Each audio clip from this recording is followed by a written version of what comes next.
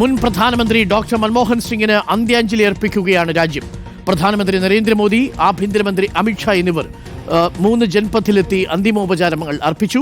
നാളെ കോൺഗ്രസ് ആസ്ഥാനത്തെ പൊതുദർശനത്തിന് ശേഷം രാജ്ഘട്ടിന് സമീപത്താണ് സംസ്കാരം.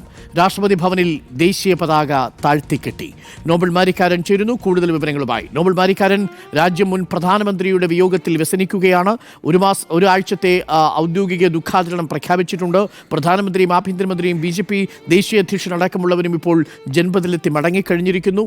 ഇന്ന് ജൻപഥിൽ 3 തന്നെയായിരിക്കുമോ മൻമോഹൻ സിംഗിന്റെ ഭൗതിക ശരീരം സൂക്ഷിക്കുക? നാളെ എപ്പോഴാണ് കോൺഗ്രസ് ആസ്ഥാനത്തേക്ക് മാറ്റുക? എപ്പോഴേക്കാണ് സംസ്കാര ചടങ്ങുകൾ നിശ്ചയിച്ചിരിക്കുന്നത്? നോബൽ മാരിക്കാരൻ.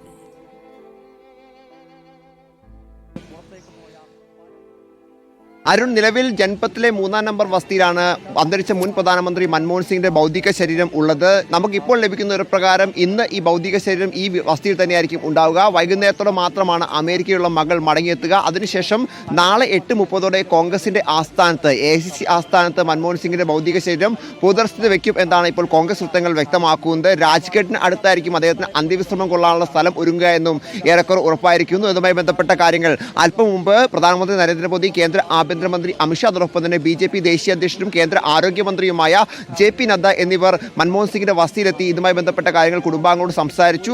അല്പം മുമ്പാണ് പ്രധാനമന്ത്രി അടക്കം ഇങ്ങോട്ട് എത്തിയത്. കുടുംബാംഗങ്ങളുമായി ഏറെ നേരം അദ്ദേഹം ആശയവിനിമയം നടത്തി. അതിനുശേഷം അന്തിമോപചാരം അർപ്പിച്ച പ്രധാനമന്ത്രിയും മറ്റ് മന്ത്രിമാരും ഇപ്പോൾ ഇവിടെ നിന്ന് പോയിരിക്കുന്നു. ഇനിയിപ്പോൾ കേന്ദ്ര മന്ത്രിസഭാ യോഗം 11 മണിക്കാണ് നിശ്ചയിച്ചിരിക്കുന്നത്. ഇപ്പോൾ ഈ രാജ്ഘട്ടിനടുത്ത് സ്ഥലം നിശ്ചയിച്ചിട്ടുണ്ട്. അതുമായി ബന്ധപ്പെട്ട തീരുമാനം മന്ത്രിസഭാ യോഗത്തിലുണ്ടാകും. സമയക്രമവുമായി ബന്ധപ്പെട്ട് മന്ത്രിസഭാ യോഗത്തിലാണ് ഒരു തീരുമാനം ഉണ്ടാവുക എന്നാണ് നമ്മൾ പ്രതീക്ഷിക്കുന്നത്. അതിനുശേഷമായിരിക്കും കോൺഗ്രസ് ഇത്തരത്തിൽ പൊതുദർശനവുമായി ബന്ധപ്പെട്ട കാര്യത്തിൽ ഒരു കൃത്യമായ തീരുമാനത്തിലേക്ക് എത്തുകയുള്ളൂ എന്ന് ഇപ്പോൾ അറിയാൻ കഴിയുന്നു. എന്താണെങ്കിലും കൂടുതൽ സുരക്ഷാ വിന്യാസങ്ങൾ ഇങ്ങോട്ട് ഉണ്ടാവുകയാണ്. കാരണം പ്രധാനമായും ഇവിടെ എത്തുമ്പോൾ, അതായത് പ്രധാനപ്പെട്ട പല നേതാക്കളും ഇനിയും ഇങ്ങോട്ട് എത്താറുണ്ട്. ഇതിനോടകം തന്നെ തമിഴ്നാട് മുഖ്യമന്ത്രി MK സ്റ്റാലിൻ തമിഴ്നാട്ടിൽ നിന്ന് ഇങ്ങോട്ട് പുറപ്പെട്ടിട്ടുണ്ട്. അത്തരത്തിൽ പ്രധാനപ്പെട്ട നേതാക്കൾ, ഇനി രാഷ്ട്രപതി ദ്രൗപദി മുർമു അല്പസമയത്തിനകം തന്നെ എത്തും. അത്തരത്തിൽ പ്രധാനപ്പെട്ട നേതാക്കൾ എല്ലാം വരുന്നതുകൊണ്ട് തന്നെ അതീവ സുരക്ഷാ വലയത്തിലാണ് ഈ മേഖല ഉൾപ്പെടെ ഉള്ളത്. വലിയ രീതിയിൽ പോലീസ് വിന്യാസം ഏർപ്പെടുത്തുകയും ചെയ്തു. രാഹുൽ ഗാന്ധിയും പ്രിയങ്ക ഗാന്ധിയും അല്പസമയത്തിനകം തന്നെ ഇങ്ങോട്ട് എത്തുമെന്നാണ് നമുക്ക് വിവരം ലഭിച്ചിരിക്കുന്നത്. ഇതിനോടകം തന്നെ കോൺഗ്രസിന്റെ ഭാഗത്ത് നിന്ന്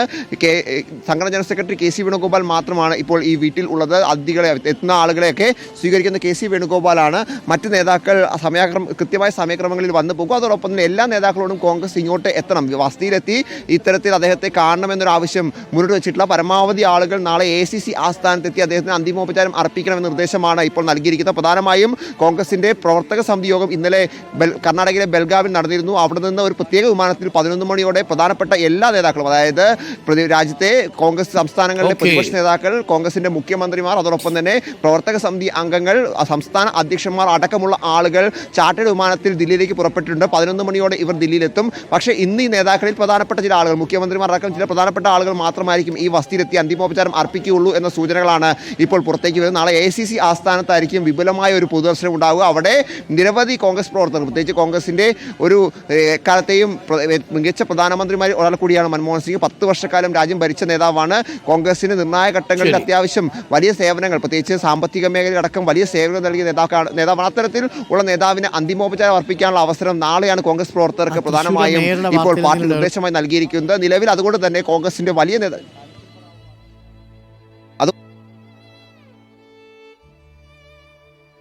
ഇപ്പോൾ നോബൽ മാരിക്കാരനാണ് വിവരങ്ങൾ നൽകിക്കൊണ്ടിരിക്കുന്നത്.